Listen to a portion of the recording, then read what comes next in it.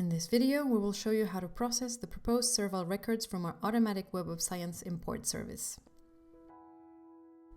Every few weeks, we automatically import in SERVAL the most recent publications we find in Web of Science.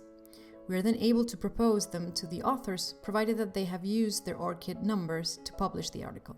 This is the only way we have to link an author to a publication unequivocally.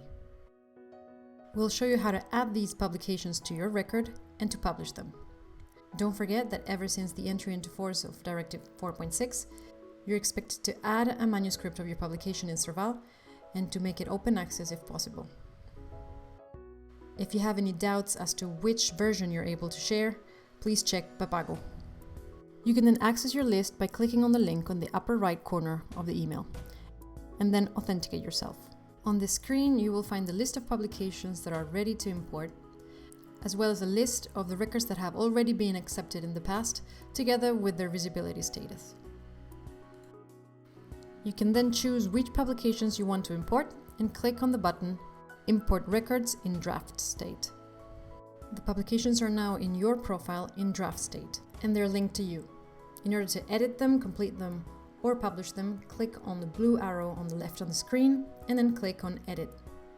You can now go over the metadata, correct it, complete it, add the full text as requested by the directive, and then save or publish the record. Unfortunately, we cannot always add a unit link to the metadata. So if you see this error, you just have to scroll down to the link part of the metadata and add your unit. You can then click on Publish, and the publication will be in your profile in public state. Please make sure that you added the right version of the PDF before publishing the record, because once it is done, it is in principle not possible to modify or eliminate the PDF. If you click on the propositions icon, you will see that the publications that we imported are now in the already accepted section, and you can also see that their visibility status is up to date.